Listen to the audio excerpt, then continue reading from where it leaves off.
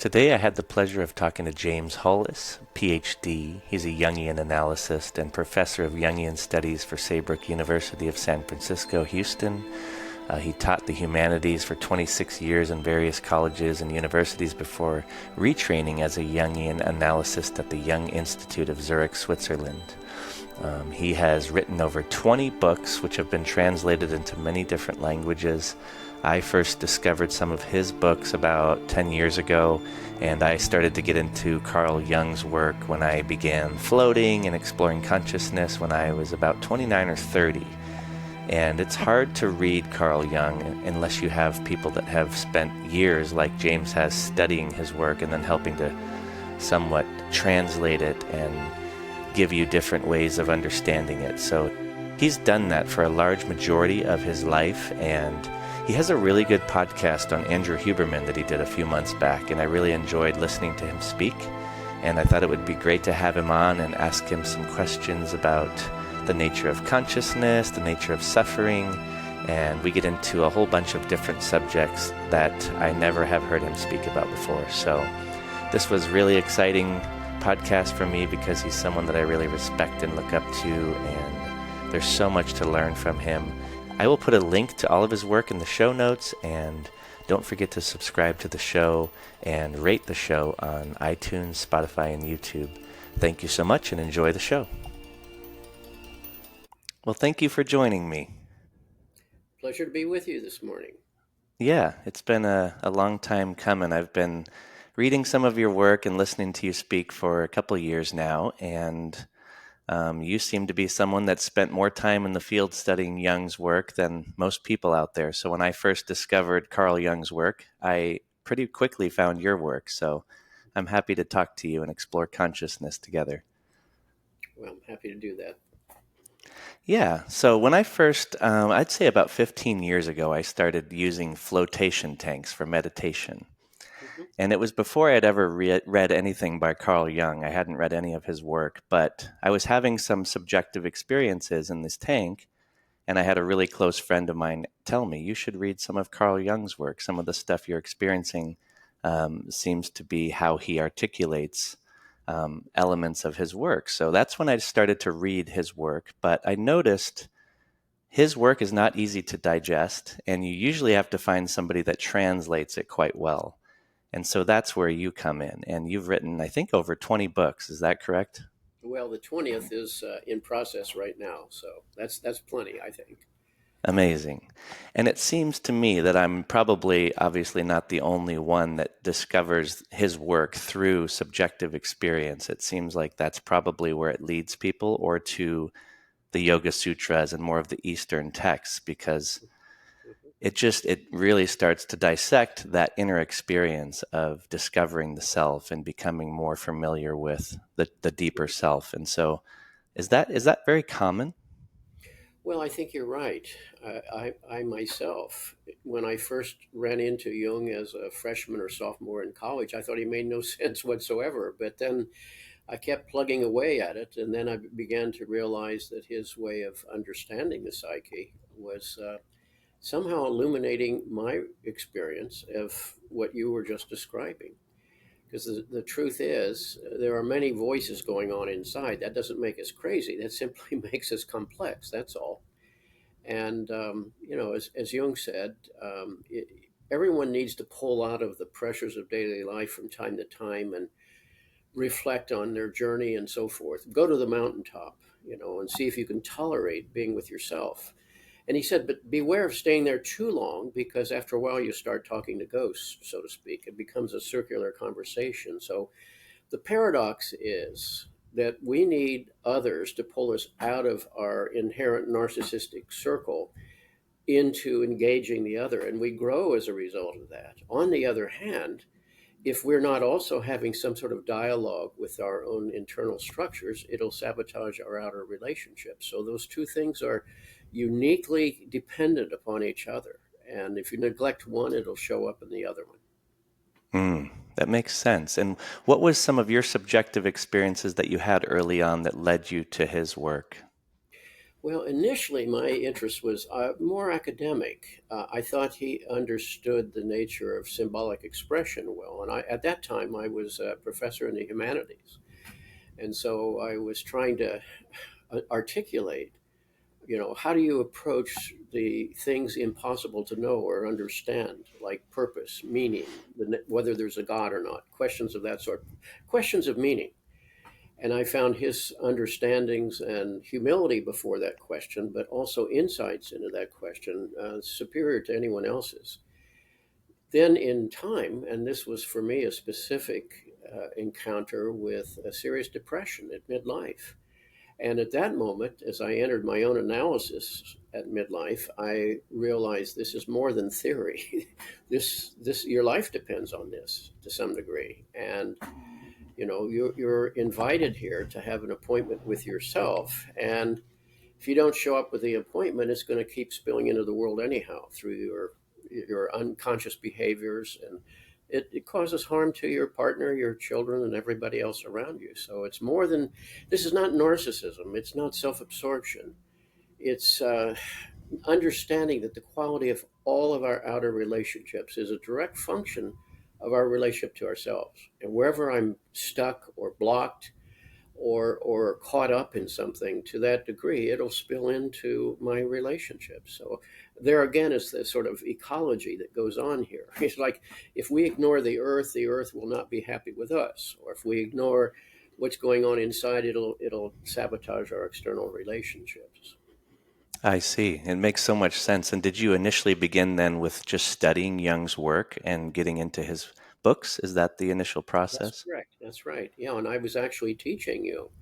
But Mm. again, I think without the depth of understanding that rises out of personal experience. So it was valuable theoretically, but it was important later to recognize how this really is an invitation to experience one's own depth and to realize that we are creatures that are responding to our social pressures, but there's also a life within.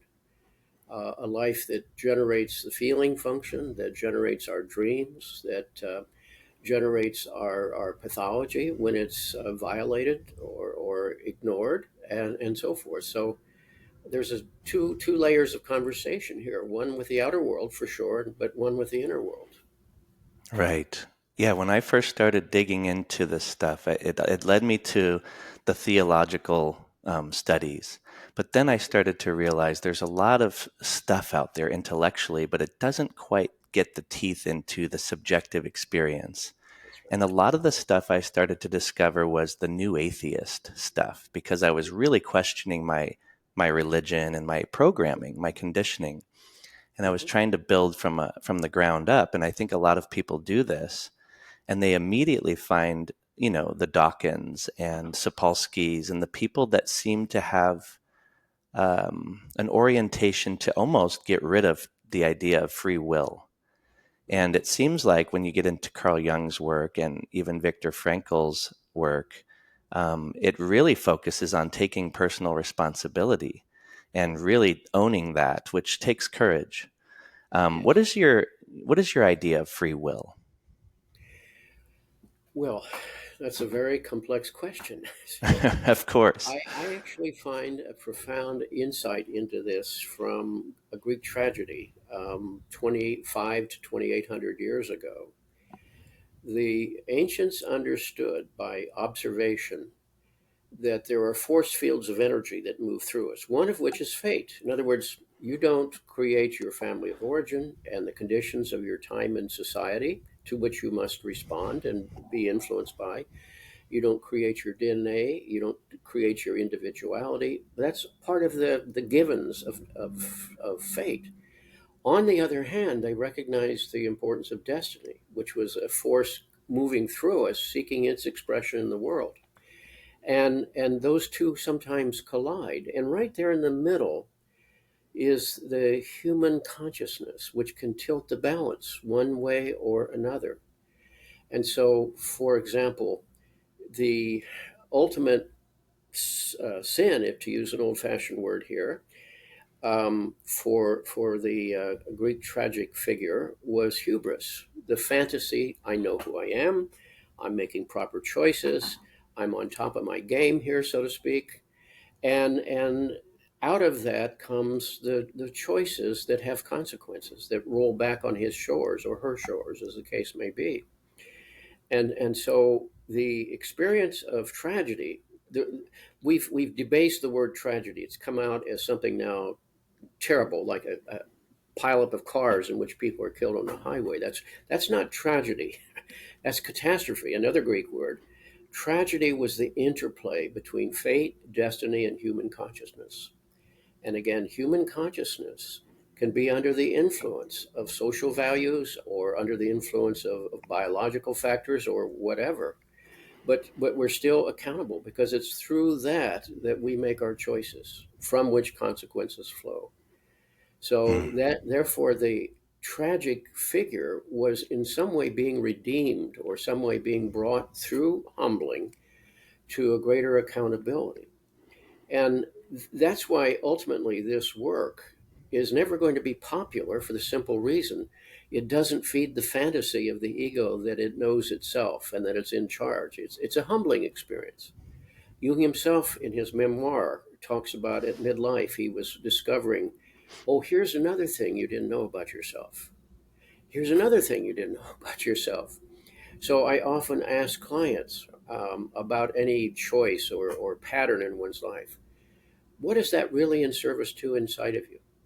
Maybe a behavior or a choice seems to be appropriate at the moment, but if you examine it carefully, it's an old codependence, or it's an avoidant motive, or it's a compliance that sort of trades away your integrity for a certain amount of security. Those are not federal crimes. Those are the patterns that operate within all of us, and that means you have to reconsider your choices, your commitments, your values, in the light of where they're really coming from inside of you. Now, that is an education of a different kind, and it's ultimately humbling. So that means that one has to keep asking the question, but what is that really in service to inside of me? And I have to insert that word really, because you can't necessarily trust your first response. Your first response is going to be the rationalization. Well, I did this because you did that, or you failed to do that. It's all about you. It's not really looking at how that has influenced me and what that triggered in me. And that's why we pay attention to dreams in analytic work, that dreams come to us autonomously. Nature does not waste energy. Dream research tells us that we average 6 dreams per night. And if you live to be 80, and I'm 84, you will have spent 6 years of your life dreaming, not sleeping. That could be up to a third of that time. Dreaming, 6 years. So it shows that the dream function is somehow linked to our well being. And I think part of it is processing the massive data of stimuli that we experience every day. So the muscles have to restore and the soul has to restore and process that data.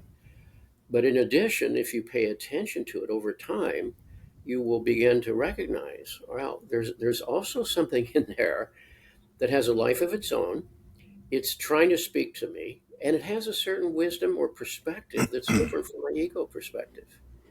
So I was just talking to somebody on a podcast in California last Friday, about 4 days ago, and he brought up a dream. I normally don't want to work with people's dreams online for reasons of confidentiality and so forth, but it was too late. He put it out there.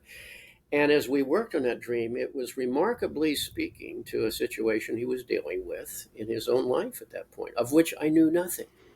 But the dream was talking about what's going on here, what this was really touching within him. Now, frankly, as a very rational academic in my earlier life, I wouldn't have paid any attention to that. But I found myself needing to because at midlife with the depression, I found my psyche was not cooperating with me anymore. I achieved the goals in life that I was supposed to achieve, and then I was feeling them flat and boring and so forth. And I sensed a restlessness inside, and yet certain blockages in there too. So that was the keeping the appointment with the soul, which is the translation of the Greek word psyche. time. It's who you are at the deepest level. And everybody has such invitations, and not everyone shows up for the invitation. So there's a summons to, as you said, personal accountability. I am responsible for this set of choices, how it influences my partner, my children, my society. And to rationalize that away is simply not to be ethical, and it's not to be a person of integrity. Mm, I love that, but it's such a complex, obviously, subject because, like you said, there's so many influences that shape our unfolding and that essence of who we are. So it really takes time and energy and courage and discipline to start to examine that. And I'm curious what you think some of the best practical tools are. Is it writing, self-reflection? Is it meditation? Is it nature walks? What are some of the tools that you think help to break the patterns of autonomy that just keep playing out on the fundamental level of being human so that you can step back and start to see the patterns and Mhm. recognize which parts are things that you want to shift and change and which parts you want to actually recreate and build and move forward with as your fundamental essence of what you want to be your life. Well, I think you just described the answer to your own question. All of those are appropriate and applicable to any given individual. Um, just to say a word about therapy, and I'm not suggesting everyone needs to enter a formal therapy with someone else. And frankly, not all therapists are prepared for this kind of deep conversation, because many of them today are trained simply in behavioral modification, sort of in cognitive and analysis, and that's important. But whatever pulls you out of your sort of reflexive, automatic responses to life, because we're creatures of habit. I think sometimes we're only conscious once in a while in the course of a day. We may be functioning well, but we're in service to various complexes within us that are exerting their agenda. But if you get in the shower in the morning, it's too hot or too cold, you make an adjustment. That's the appropriate use of consciousness. Before you start to cross the street, you look right and left. That's the appropriate use of consciousness. But much of the time, consciousness is an occupied state, so to speak.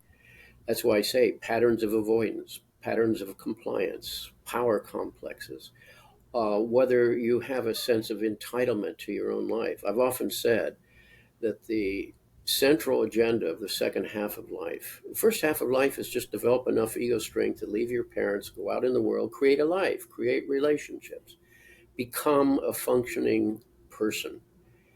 But then comes the question, now, in service to what? What is my life really about? Where do I need to put my energies? Yes, you have to earn a living, figure out a way to do that, but you don't do that at the price of your soul, ultimately. Second half of life, the central project is the recovery of personal authority. Amid the plethora of voices that we have within us and the external pressures that beset us every day, you have to say, no, which voices come from my own depths here? Which voices are coming out of my own soul? And in time, learn to honor them. So to give you an example, when I was an academic at midlife and I had a serious depression, having achieved all the goals that I thought were important at that time, I had to say, something in me has withdrawn approval and support from the agenda that I've been pursuing so assiduously. Now, why has it withdrawn its support?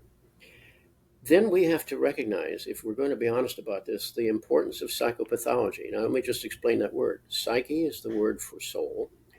Um, Logos is expression of, and pathos is suffering. So then it puts a different spin on it when you say psychopathology, such as a depression or self medication or whatever the pathological treatment plan um, is somehow trying to address the expression of the suffering of the soul. When you see that, you realize, well, a pill's not going to solve that. And 5 easy steps to this or 30 days to that could help some outer behavioral adjustments, yes, but in the long run that can get in the way of this more radical conversation with your own soul. And what is that about? And then you have to, for example, deal with the difference between job and vocation. Job's how you pay your bills. You have to have a roof over your head, etc. But vocations, what are you called to as a person, as a human being? Now, sometimes people can split off the vocation and the job. So you can say, here's what I do to pay my bills, and here's what I do, to feed my soul. And that works. Or you can try to bring them together. So in my case, the one thing that's been consistent throughout my life was a respect for education. That's why you and I are talking here today. I've always been identified with teaching. So I teach through writing, through podcasts, through books, through therapy.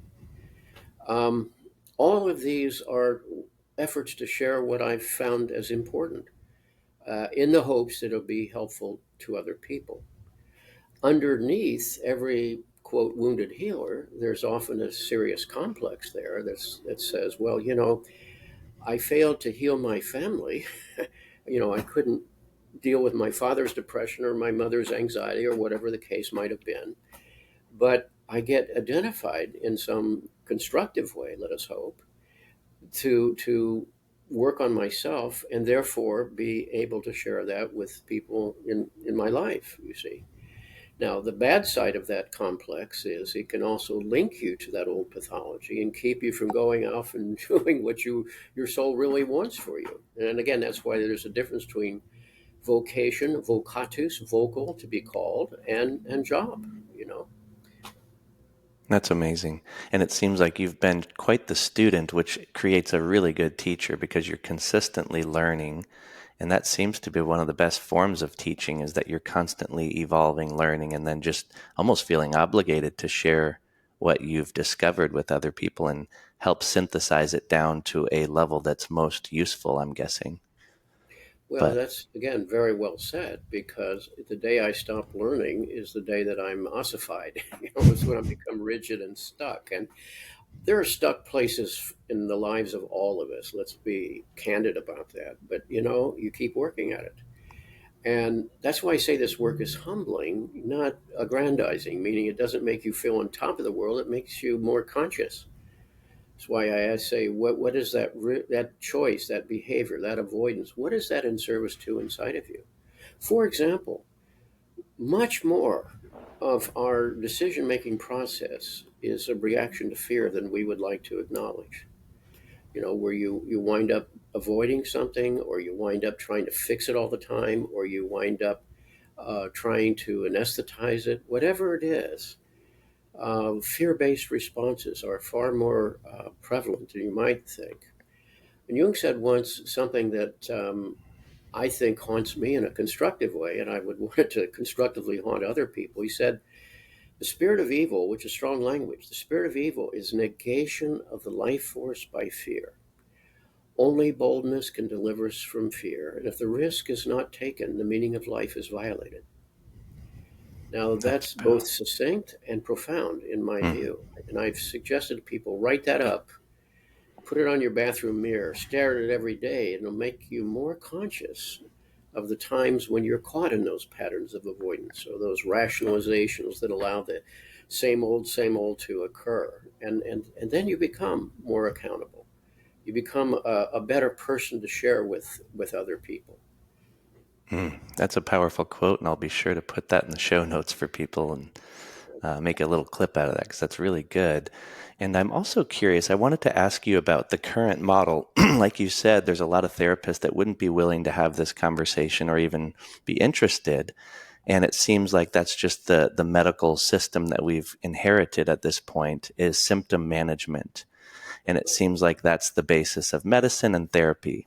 And I'm curious what your thoughts are on victimhood being the prescription of the time. And it seems like when you look at a lot of the nature of suffering right now, it's people almost inheriting this belief system of I'm a victim of my circumstance. And then it creates this nihilistic lifestyle of, well, I can't do anything about it.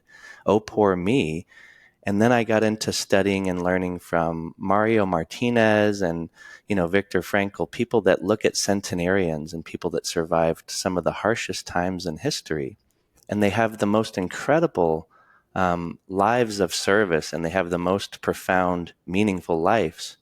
And I'm curious how you correlate that newer suffering of our times being Mhm. affiliated with victimhood and symptom management versus what you're talking about here, Jung's work. Well, to start with the first question, you have several issues there. First of all, um, I understand and sympathize with the fact that behavioral approaches and cognitive approaches are trying to patch the person up and get them back on the road. But then the real question is, are you on the road that's right for you? That's a different question. That's where you have to start asking questions of meaning, because in those forms of therapy, they're usually short term and frankly governed by insurance policies and clinical policies. There's a lot of turnover for a lot of reasons, driven more by economics than you could imagine. And then to say, all right, but what road should you be on? That raises a different question. Then the question of trauma comes up. Life is inherently traumatic. You start out floating through time and space with all your needs met, and you're violently expelled into this world. And I was watching the film of a newborn recently, and it was a grandchild of one of my clients, and she sent it to me. And poor kid was just trying to figure out, how do I move this arm and how do I move that arm? He was just trying to even coordinate. And you think how vulnerable we are for so long, that we are utterly dependent, and we overlearn the message that we're dependent in this world. We're powerless. One message we all got, and it's factual: the world's big and you're not. The world's powerful and you're not. So how are you going to cope with that for a few decades, right? So we developed some elemental patterns of response, ranging from denial to compliance to the world, to getting caught in our own power issues, etc. And then you begin to realize, all right, all of those adaptations, perhaps useful at one point or necessary at one point, become problematic to me later, because they don't come out of my core. They're not consistent with what is really wanting to be valued from within me. And that's where psychopathology emerges. You see, the expression of the suffering that we have unwittingly caused ourselves. Now, I would define trauma as experiencing more units of energy at the moment than our system can process. And that's probably one reason why this animal has to go to sleep for, up to a third of our life, to repair the muscles and to process that data and so forth. It's why we dream. But, the real question is, when something happens, we story it.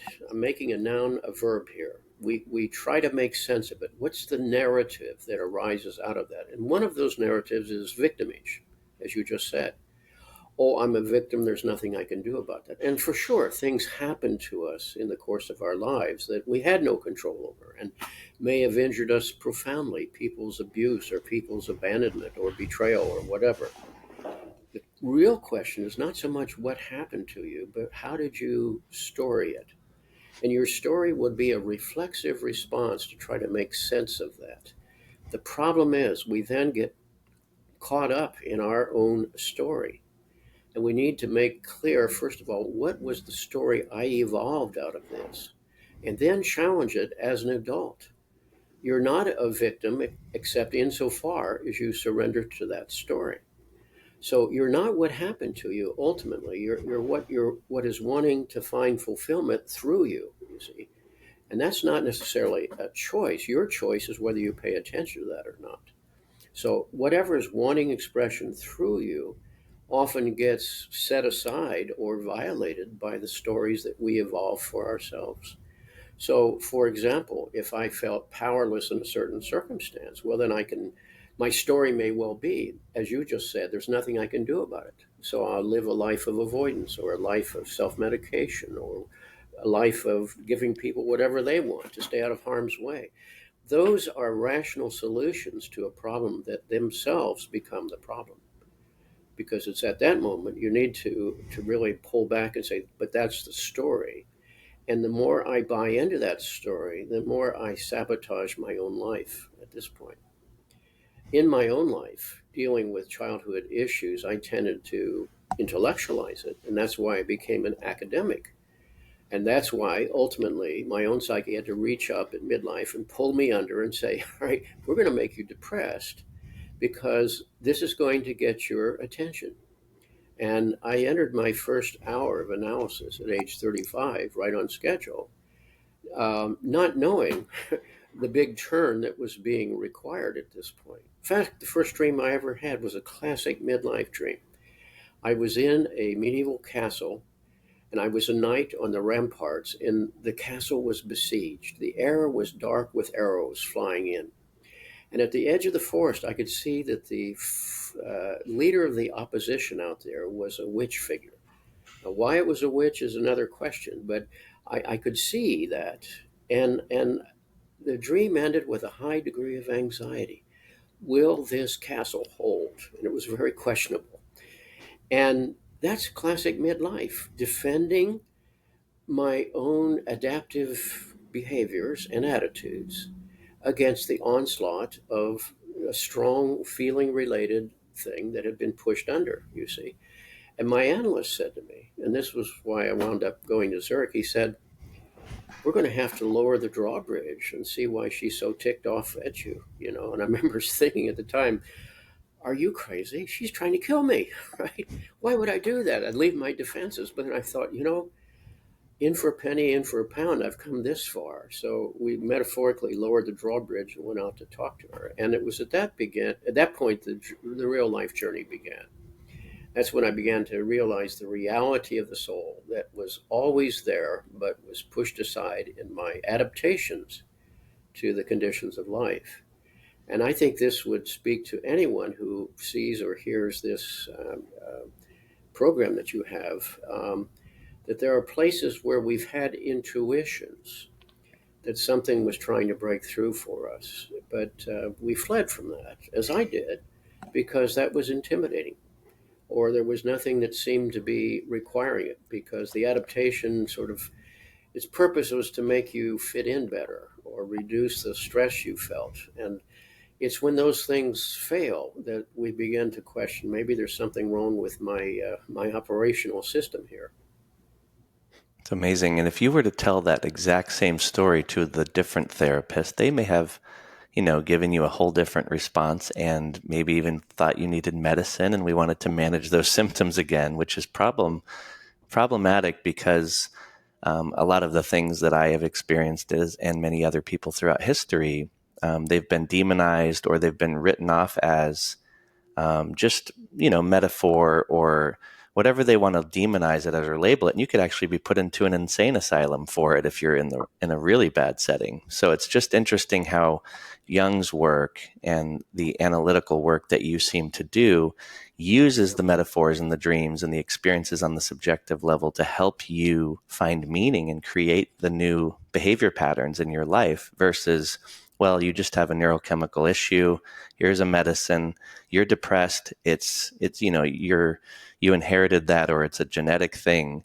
And you're saying, no, my depression is the whole reason I actually had the calling, the hero's journey to find meaning and create this new life. So it's quite the different approach. And I think even in firefighter culture, it's a lot of people that are identified with their work. They have meaning and service. I can just think of people in my environment. And then when they leave the job, it's really tough for them to integrate into the average life when they have been giving so much of their time and attention to this. So they go into a depression or a low state. And oftentimes the therapist or the person's going to say, well, you have, PTSD and trauma or whatever, which is all there, something to pay attention to. But instead of creating the meaning and seeing what you just said, it's a great opportunity, is the way that I see it, to reinvent yourself and to go and find your second part of your life, which is what your book that I read of yours was all about, finding meaning in the second half of Well, life. you describe it very well. I will say, as a footnote here, there are certainly some biologically driven depressions that need to be approached from medical standpoint. So I'm not against medication. What I'm against is throwing pills at people when their real issue is a sort of a psychodynamic depression where some part of the personality is allied against another one that dissipates one's life energy. Hmm. One rather has to ask the question, what is pressed down here? Take it literally for a moment. What's pressed down here? What's pressed down is the natural being, the spontaneity. When you ask yourself, what happened to that bubbly, independent spirit that a child once was, creative and again, imaginative? Well, it gets routinized. It gets buried by a thousand sort of demands and expectations upon it. But that's alive inside of each of us, and it's not sentimentality to look at that. It's saying, all right, well, somehow that's going to be the source of my growth and ultimately healing, to the degree that healing can occur. Healing is a lifetime operation. That's why I said life is inherently traumatic. It gives us more experience than we can process at the time. But then we're going to be defined again by our adaptations to it or the stories we evolved out of that. Those are the things that need to be questioned because that's where most psychology leaves off today. As Jung put it, he said, the smallest of things with meaning is always greater than the largest of things without meaning. So we spend our life in distractions, self medications, purchasing the newest shiny thing, obeying the loudest voice in our environment. Those are the distractions that keep one from a meeting with oneself. Way back in the 18th century, or 17th century, Blaise Pascal said, the chief difficulty of human beings in our time, now this is what, 300 years ago, is they can't bear to be alone with themselves for even an hour. Think about that. So now we live in this wired culture that is, its treatment plan is distraction. What are we distracting ourselves from? What's the, no wonder you can't hear that voice within. There's too much noise in the outer world, you see. And guess what? We prefer that because that takes us away from that appointment with our own souls. That's why sooner or later it has to deepen the suffering to get a person's attention, require them to come back to this. Yeah, and I can see this is obviously a time that you probably couldn't conceive of when you were younger. No one could. This attention economy and the smartphones and the amount of distraction that's available, but it's also being rewarded and incentivized to capture attention. And now everyone's getting bombarded. Their most valuable, precious resource, which is your attention in your life. And a young person like my niece or people even younger are being born into this model, and they don't Mhm. really have the ability or the awareness to be able to pull back and to shut it off and know that it's, triggering dopamine and hitting all of these neurochemicals that keep them highly addicted. And it feels good. It's quick rewards like fast food. But in the long run, it really causes a lot of damage. And I'm seeing that becoming the epidemic of our time is this attention war. And Mhm. it's really going to be interesting to see how it goes in the next 10 years. I'm hoping that there's going to be more and more people that find it to be disgusting, or that dis-ease of when you go out in public or you're at dinner and everyone's on their phone. I'm hoping in the future there's a disgust factor and the young generation can come up and go, you know what, we're not going to partake in this. But I'm curious what your thoughts are on the attention economy as far as what people can do. Is it just self-reflection? And I almost think you should write a children's book to That's start probably getting these ideas out there. that's probably true. You're absolutely right. And when young people are deprived of their cell phones, they go through addictive withdrawal. They Right. suffer stresses. Their somatic disorders.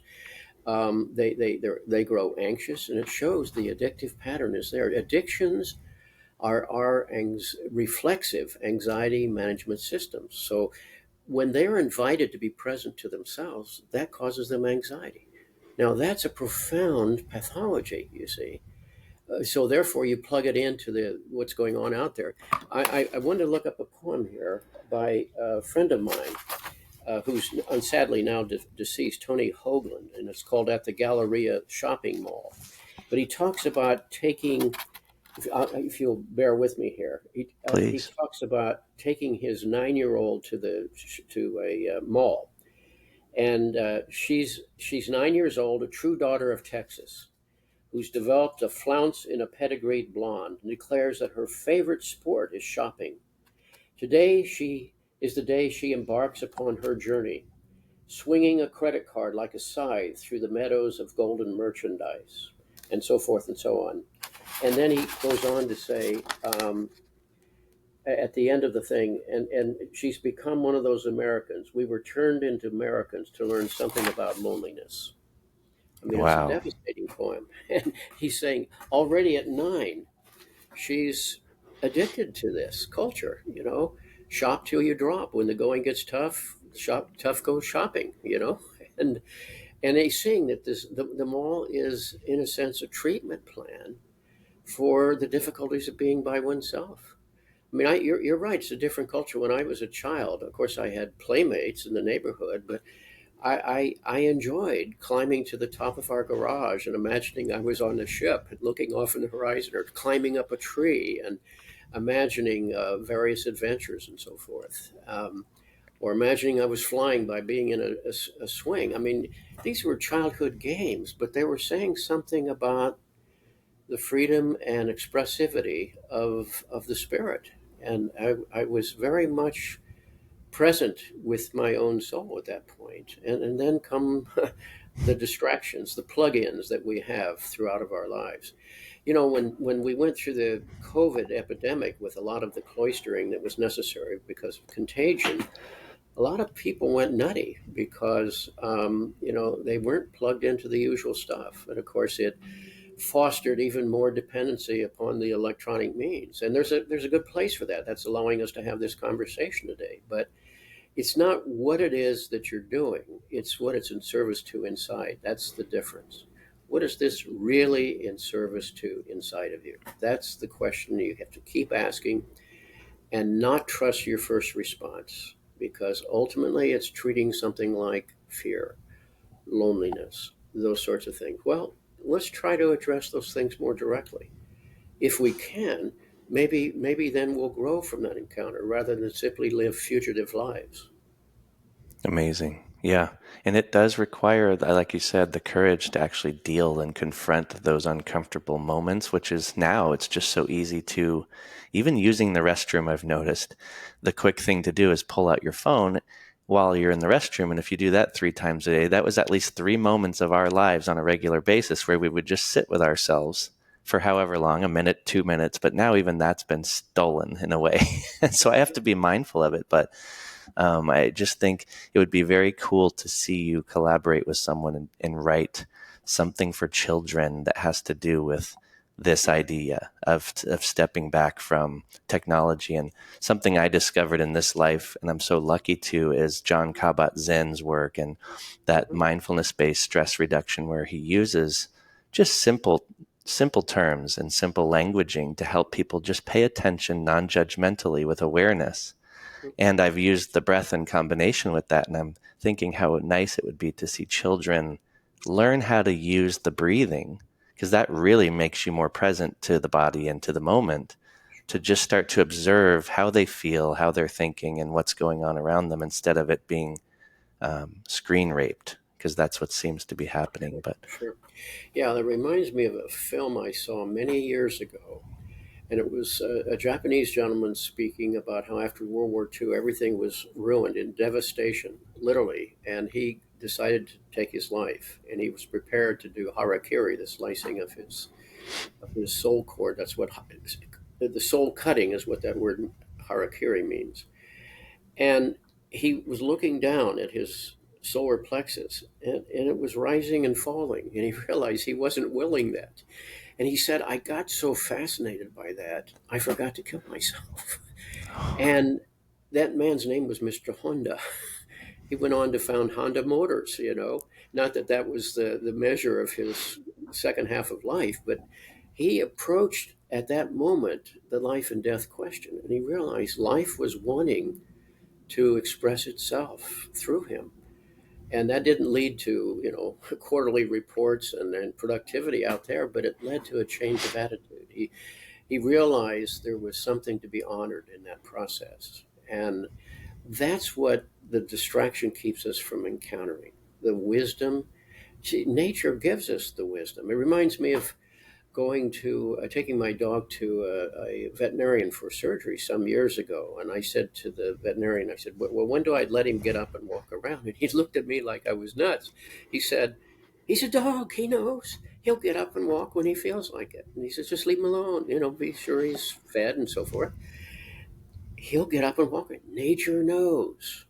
And what we've done is created an artificial culture that talks about production quotas and meeting these demands and expectations. And I don't expect them to be rolled back. That's the world we live in. But then you are more and more accountable for your mental and spiritual health because your popular culture is meant primarily as a distraction. Back to Pascal again in the 17th century, he said, even the court as it was, with all of its privileges, he said, would grow miserable indeed if they reflect upon themselves. And he said, therefore, we had to invent the gesture to distract people from encountering their own inner life. And the word he used in French, divertissement, means diversion. What are we diverting from? When Jung 100 years ago visited the Taos Pueblo and spoke to the chieftain there, and the chieftain said to him, all of you Europeans, and he meant by that the Anglo-American European culture that was, devouring the continent, he said, you're like hungry grasshoppers. He said, you're hungry for something. What is it? You come here, you devour, you move to the next place and devour and move on. And he said, you're forever haunted lives, you see. Haunted by what? And it's that disconnection. And he said, we have it here.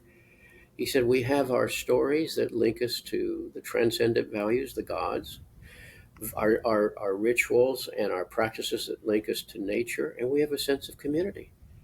He said, you're looking for it out there, and it's right here. Now, we can't move into someone else's experience, someone else's value system, but Jung walked away and he said, many of us would laugh at that old man, but he said he had something that the rest of us don't have. And that was a sense of place and a sense of connection to a bigger picture. Mm, that's powerful. And it does seem to be the free and simple things are right there, and we're all seeking and being driven by the economics of our time. It seems like exponentially more than ever.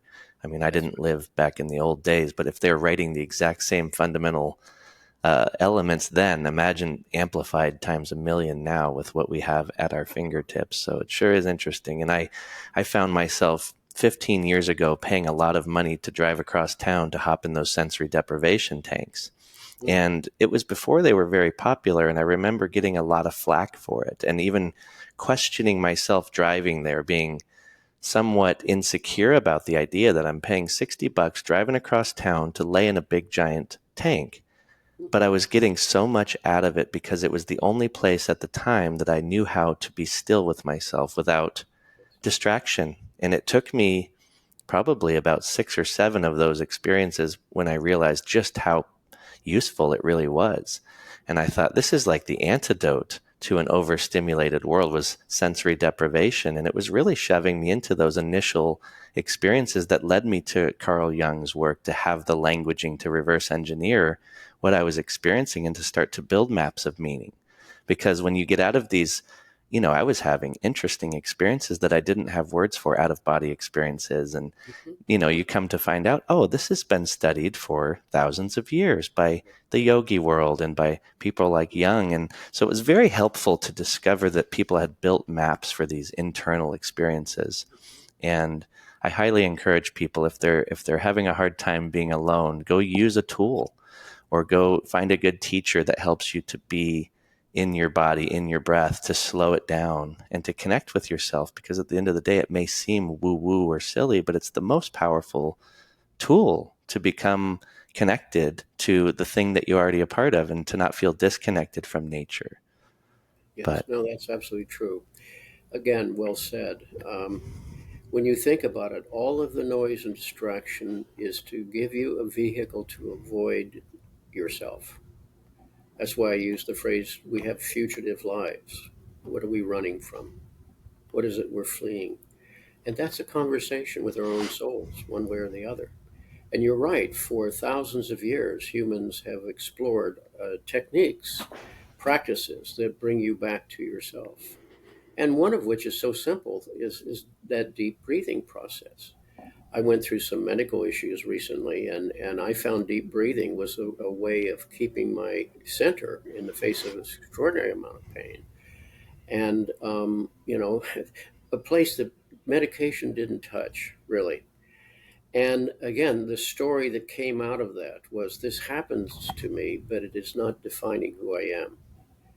And my story is about the story of an unfolding journey. I said to people that the purpose of this therapy, and by the way, the word therapy from the Greek means to listen to or pay attention to. So psychotherapy means literally to pay attention to your soul, is what it means. That puts a different cast on it. It's less pathology oriented, but rather an invitation to say, but what is wanting expression through you that's been violated here, and maybe from you yourself. But to realize, you're in service to that inner voice, you're in service to what is seeking expression through you. You're not what's happened to you. You're ultimately a purpose driven and a meaning defined person. And that's decided by your own psyche, not by your outer measurements. It's like you can meet all the external demands upon you and feel empty inside. Life's full of that. If you think affluence or power or whatever is going to fix what ails within you, well, go ahead and try it. And you'll find in the long run it doesn't. Then what are you going to do? That's when one has to go back and be humbled by this process and say, what do I need to learn here? This is the real classroom of life. What do I need to learn to live with more integrity and a deeper sense of purpose? Hmm. It's beautiful. What do you think the difference is between the work that you do and what you've studied in comparison to some of the thought leaders right now, like Peter Levine and some of the people that are doing internal family systems? I'm sure you've heard of this. It's become pretty popular. And even the body keeps the score, that type of Mhm. languaging. What do you think some of the differences between that or similarities are? Well, I think all of those systems can help. They address a different arena in which our life shows up. I mean, we all are products of our family system. You ask, what were the overt messages of your family of origin, and what were the covert messages? And realize that for the infant and the child and even the adolescent, you were internalizing those messages and either serving them and therefore repeating them or trying to get away from them. But you weren't indifferent to them. Whether you were paying any conscious attention or not, they were paying attention to you. And it's also true to say that all of these other interventions have their purpose, but it's often a limited purpose. In the end, the question is, in some way, a religious question or a spiritual question. I don't mean it leads one into certain doctrinal positions or institutional affiliations. That's for the individual to decide. It's about deciding, well, where do I stand in the presence of this mystery? Jung's definition of life was a short pause between two great mysteries. We know not from whence we came or whither we go. And don't listen to those who are pretty clear about what they think. That's their opinion, or their complex speaking. This is all we know for sure, a short pause. How are you going to spend it? In service to what? Do you feel that sense of reciprocity in dealing with others? If not, change those relationships. Do you feel that sense of reciprocity in your own internal ecology? And if not, something else has to change. So, in the long run, and this is certainly no revelation by me, nature knows what is best for us. There's something inside of us that knows us better than we know ourselves, that transcends our learning and our cultural experiences. And when it is violated, it'll always express its concern, its outrage, if need be. And that's, again, an invitation, which is why we have so much self medication, so much distraction, so much depression, and so forth. Because, the poet Rilke said about, 120 some years ago, notice that we're not at home in the world we've created. That's what that chieftain was saying at Taos. I mean, that means if you have a home, it's probably going to have to be in your relationship to yourself. We're not talking geography here. We're talking, depth psychology. If you're not at home with yourself, then, you're not going to find it out there in some way. Because, of course, our jobs make a difference in our life. Of course, our relationships are important. But they are also, in some way, symptomatic of whatever is unconscious or stuck within us, because that's where it will show up in these outer relationships as well. Amazing. I'm curious if you've come across or know, I'm sure you do, Stanislav Grof or some of his work, the transpersonal psychology. And I got into some of his books and writing, and I've seen him speak over the years and resonate with a lot of his messaging too, because he obviously created it from these internal states, which leads us right back to this conversation. But Mm-hmm. I'm thinking as you're saying that when you give yourself that little pause or that break and you start to access these parts of ourselves, a lot of times I at least experience it, and he did too, and helped me to remember that I'm not alone here and completely losing my mind, was you start to travel back through time and you have access to your old self, which is like your ancestry and all of your archetypes. And that word archetype has almost been thrown around too frivolously now. And a lot of times the spiritual communities can take it and then, it becomes a little too woo and too Mm-hmm. loosey. Mm-hmm. But at the end of the day, when you get into some of this stuff, it's like that's the language of the soul, or it's Mm-hmm. really maps that we've used our English language for to help us just to start to see that framework. Mm-hmm. And it was really useful to me because I was even experiencing elements of, yeah, just it felt like, oh, okay, this is not one time through the birth canal in my internal family systems and my programming and conditioning. This is old and much more, not that I need to spend my whole life meditating and staying, like you said, on the mountaintop, but it made me even more curious and more interested in building that relationship with consciousness and my deeper self. It's really fun to start exploring consciousness in that way. And Mm-hmm. it's not as daunting or as scary once you build it and become curious about it.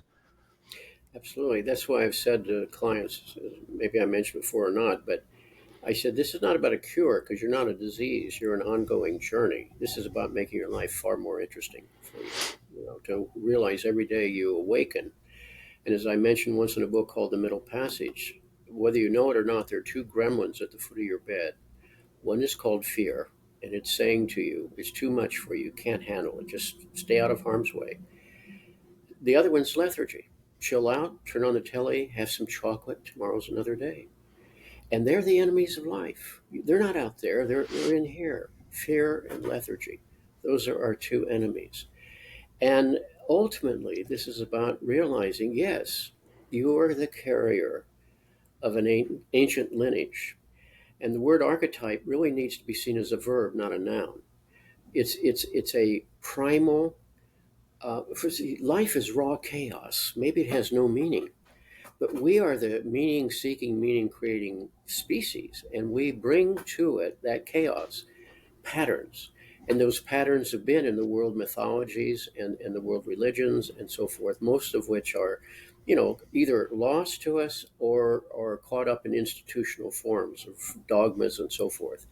And, underneath all of that, there is an ancient language. So you could have a dream today that was dreamt 1,000 years ago, 2,000 years ago, and the same patterning. And what that does is it links you to this individual, but transpersonal symbol making system that you have. We're the symbolic animal. And what we've done with that ultimately, that's why that chieftain at Taos said, we have our story that links us to the transpersonal realm of values. And he said, you're just consuming, the next horizon. It must be over the next mountain chain. We'll get there. And sooner or later, you get to California. Well, good luck with that, right? And underneath all of that is the central mystery of the human being as a carrier of a lineage. And Our bodies have evolved, our society has evolved, but inwardly we're the same human being. If you don't think so, then read the ancient scriptures, read the ancient mythologies, and you'll see that human frailty and projections onto others, like jealousy and so forth, all of these things haven't changed at all in thousands of years. And the ancients knew it, and they had ways of describing that, and they recognized that ultimately the humbling process goes on. And we have new techniques and new distractions, yes, but underneath is the ancient drama. And if you don't realize that, then you're living just on the surface of things. And our culture is living on the surface of things by and large. The latest shiny things, the newest distraction. That's what it's about.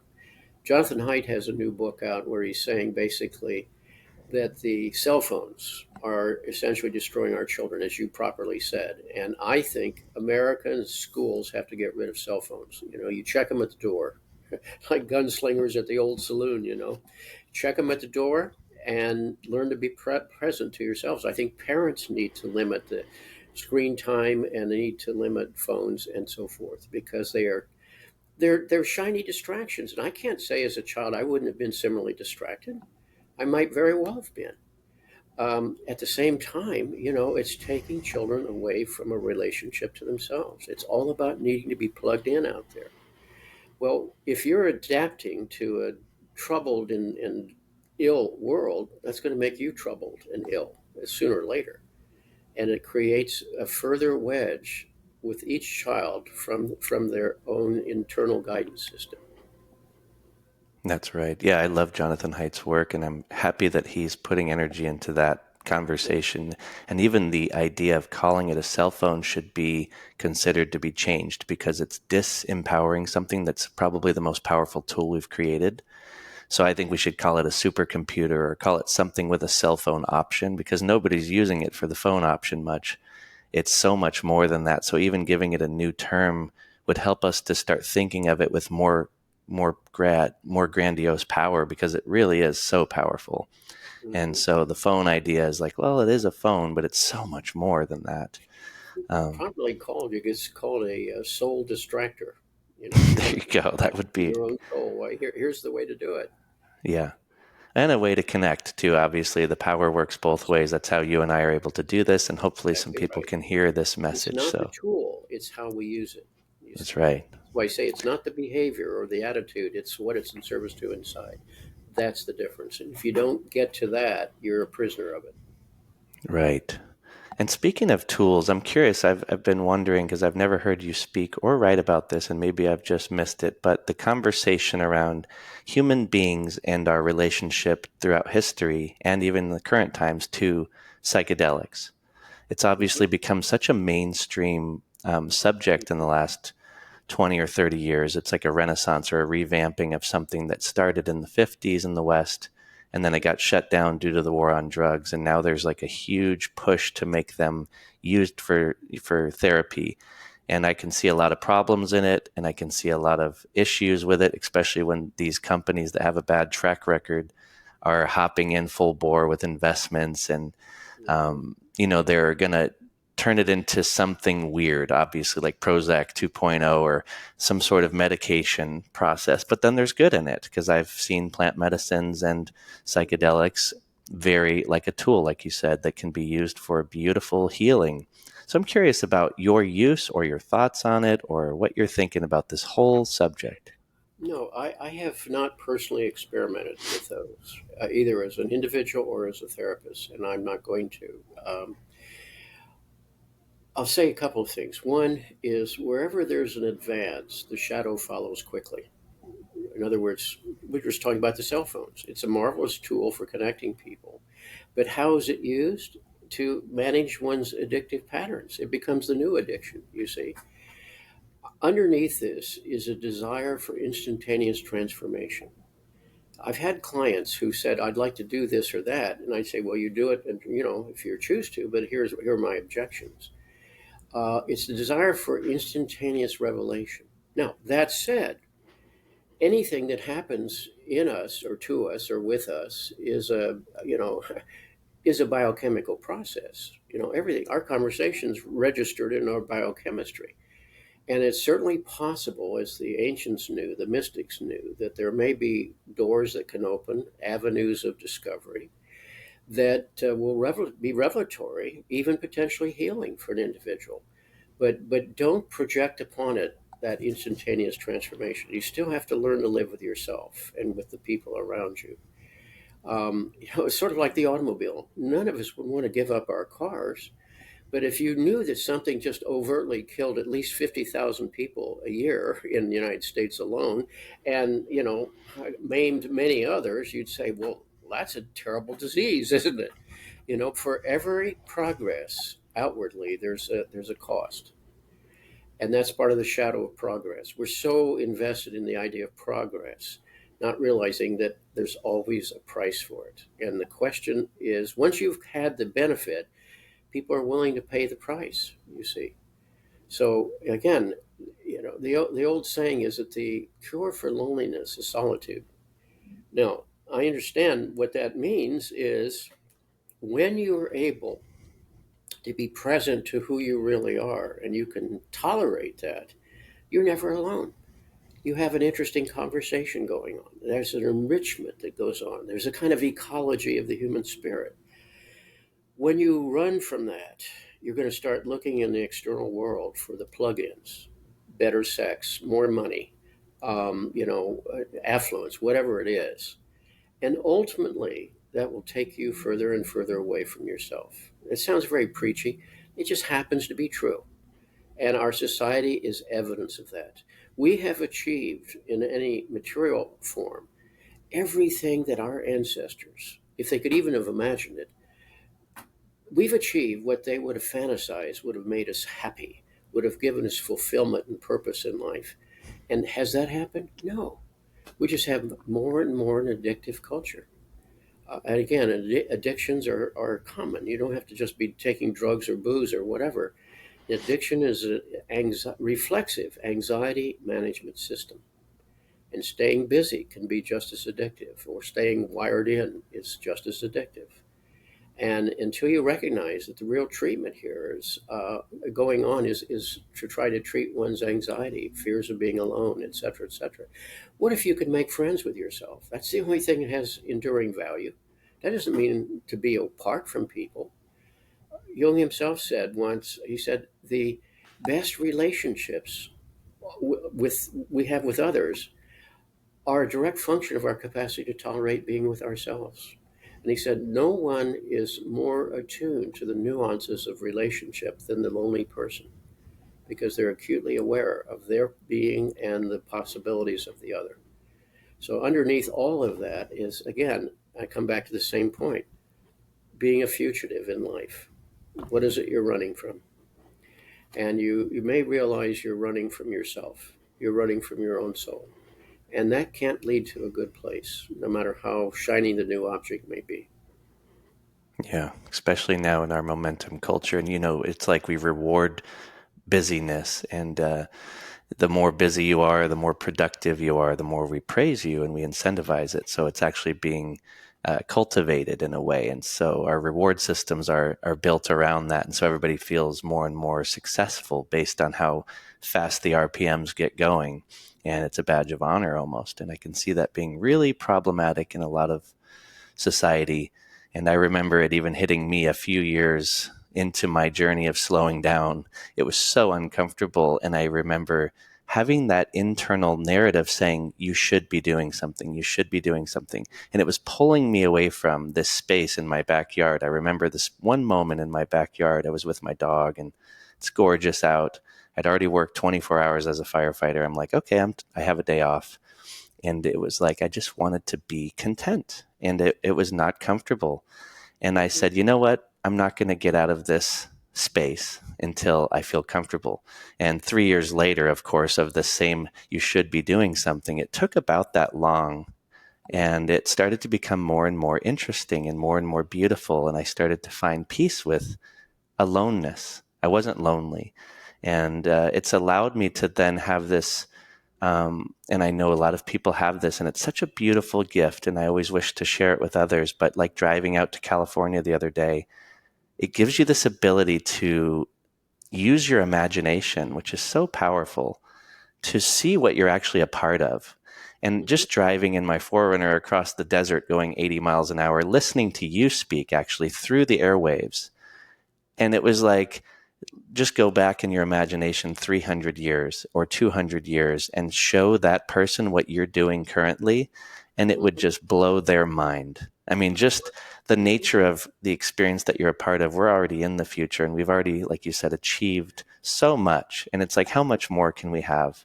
And yeah, we might have more, and it doesn't mean we should stop seeking or having beautiful experiences, but we should always take account for what is first and be grateful. And it's almost like I think I've heard a quote, we have this infinite capacity to take things for granted. And it's like, yeah, I think that's true. We're always desiring more. But one of my favorite superpowers now is just to be grateful for what's already happening. My lungs are working, my heart is pumping. I'm a part of a system that's just so complex beyond my imagination, and it's all happening. And that little moments of time where I do that for myself, it just makes me feel so lucky. So I just, Yes, you see, because your understanding at that moment was recovering a sense of radical wonder, and as a result of which you were full of gratitude rather than frustration, but a sense of gratitude for that wonder. That's that's that's a spiritual enlargement right there. You see, what does that have to do with cell phones? Nothing. It was like Mr. Honda being amazed that his body was breathing on its own, and he just got caught up in that. You know, so you're absolutely right. And again, underneath that is, to come back to the sheer sense of wonder, of the core mystery of life on Earth. What are we here for? To have greater and greater production goals? Is that the point? If that were the case, then we would have arrived a long time ago, and we haven't. I've often thought that, had that same fantasy. I used to do a lot of flying, and I was thinking, what if I could bring Mr. Lincoln and Mr. Washington back and say, let me show you some things about this country that you fought to achieve. I want you to know the good and the bad about it, and to know that so much of your labor was worth a great deal. And at the same time, we haven't always handled it so well either. So at any rate, this is the kind of conversation one has to have with oneself. And I'm grateful to you by making it available to people who are watching your podcast, because it's a reminder. What is it we need to be reminded? It's a recognition, a remembrance to sort of, every day we get unraveled, so to speak. Where this pulls at it, this pulls at us. We have to try to bring those pieces back together again. Just recently, I was remembering there's a line in Shakespeare where he talks about how sleep knits up the raveled sleeve of care. And I thought, that's interesting. And Shakespeare had the same metaphor come to him as I did, that we get unraveled in the course of the day, and therefore you're repaired by going back to sleep. And yet, after the sleep comes your engagement in the world again. How are you going to live it, and in service to what? And if you're not asking those questions directly, you're on automatic pilot. You're functioning by responding to the stimuli that are happening all around you. mm, yeah. And I'm grateful to have the ability to talk to someone like you in this moment where we can send this out to other people. It's so amazing. I was thinking about that the other day. It's just, like you said on the airplane, it's any moment you have this somewhat of a subconscious ability to be on autopilot, or you can take a little perceptual authority and shift your focus and choose what you're paying attention to internally or externally.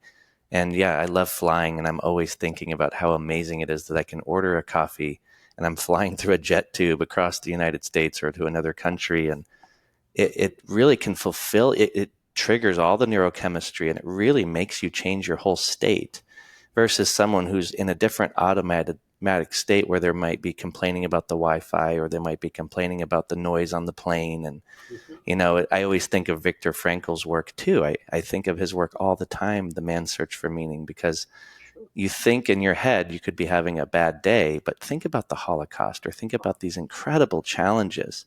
Mhm. And it's like he found purpose and meaning in the worst of conditions. That's And it's like we can do that all the time, keep checking in, and shift our focus. And like you said, the awe and the wonder is available to us all the time. We've just forgotten it. It's almost like it's been conditioned out of us or repressed, or, we've just lost touch with the nature of our true, curious, childlike wonder. That's right. So, That's right. Yeah, I recall a poem by my friend Stephen Dunn, the poet, and he was a teacher. That's how poets usually earn their living these days. Um, and he asked the students, "Where is your sacred place?" And he said the students were profoundly uncomfortable with that question. And he said that we sat in silence for a few minutes. Finally, one student said, "I find it when I'm out driving my car." And then he said everybody started talking about it. And for many of them, it was in their car. And what was there? To be present to that conversation, to be cutting off from all of the stimuli.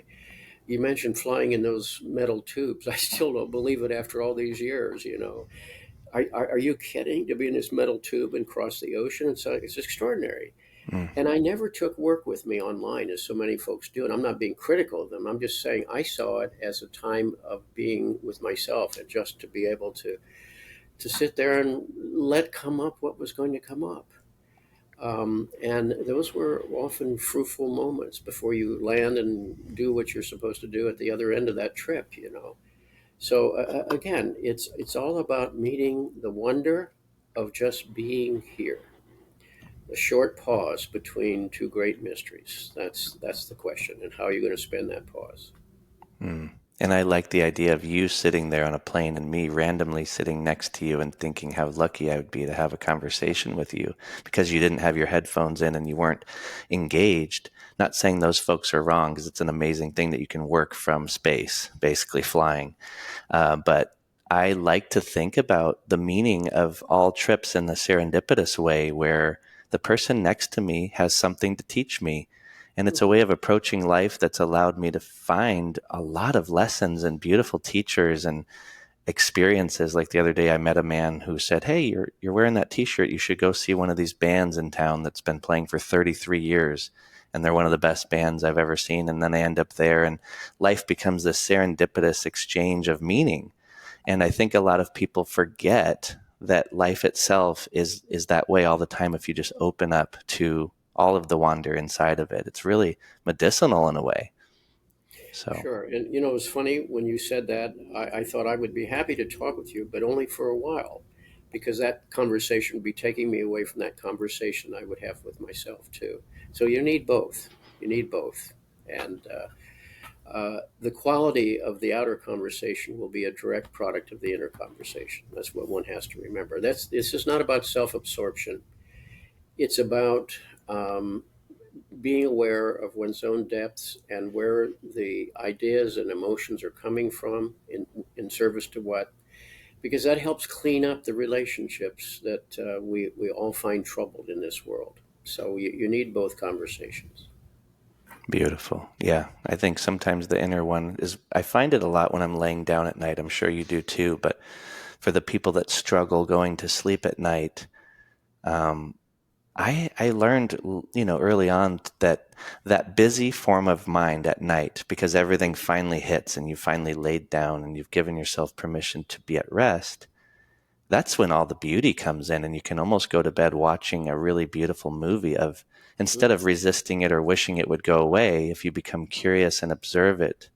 I don't know what your experience is like with this, but I find it to be entertaining almost Mhm. and beautiful. Next thing you know, I'm dreaming and I'm waking up the next day and I wasn't fighting it and resisting it, and I've learned to really enjoy those moments. I'll even go to bed an hour early so that I can have that time inward and Mhm. explore consciousness in that way. What's your idea about people that struggle with sleep or? Well, that's a good question. And by the way, I do have something else I need to get to, so I'll Oh, be brief. sure. Terminate this very interesting conversation. But you know, I've struggled with sleeping issues in the past, and I realize that's when you're vulnerable, and this what the Buddhists call the monkey mind starts chattering away of all the things you have to do or fail to do and whatever, and goodbye sleep. So what I've learned to do, and this is going to sound very peculiar, but I just don't know how else to describe it. I try to turn that off, and it's as if I'm watching what's happening underneath my eyelids. As I said, that sounds strange, but it's like when I'm moving there from the drivenness of the monkey mind into just allowing those pictures to come up from inside. When you can do that, you fall asleep. Is what you were describing. And when you Beautiful. can't, the outer pressures continue to take you away from you. So remember, sleep, as we know, sleep is not avoidance. It's about reparation and renewal. So the more we bring to our sleep time from the day's distresses, the more difficult sleep will be. There's a wonderful little poem by Fleur Adcock called Things. It's like 5 or 6 sentences only. And she's talking about all the worst things just gather at the bed and they get worse and worse and worse. And it's about the monkey mind. And so if you can turn that off through paying attention to your breathing, uh, guided imagery that helps, or as I said, I know it sounds peculiar because I don't know what else to say about it. I sort of watch the interior of my eyelids, and I'm sure that's pulling me out of the ego state and its complexes into the relaxation that allows the psyche then to take over. And then the dreams come and you remember them. Sorry. I'm here, Yeah, yes. you You were paused up frozen. on me, so I was sitting there watching. I'm sorry. And I know you're very limited on your time. I just wanted to ask you real quick, if you were going to die today, what would you want to share with the world? Well, I'd go in the other room and talk to my wife, who blessedly is still with me, and I would call our children and tell them how much they've meant to me. Not that I haven't told them before, so it wouldn't come as a surprise to them. And then I would simply sit and be present. You know, there's nowhere to go, nothing to do, no agenda. Be present and be grateful. I love that. Man, I really appreciate your time. You're such an honor to speak with, and I really thank you for this. You're welcome, Ryan. And I must say, and I don't throw around compliments. You've done a lot of reflection on this yourself, and you've brought a great deal to this work. So I recognize that, and I congratulate you. And I hope your life continues to be unfolding in a place of wonder for you. Thank you so much. I appreciate that. You're welcome. Thank you for listening to the episode. Be sure to subscribe to the show on Spotify, YouTube, and iTunes, and rate the show. I hope you enjoyed the episode.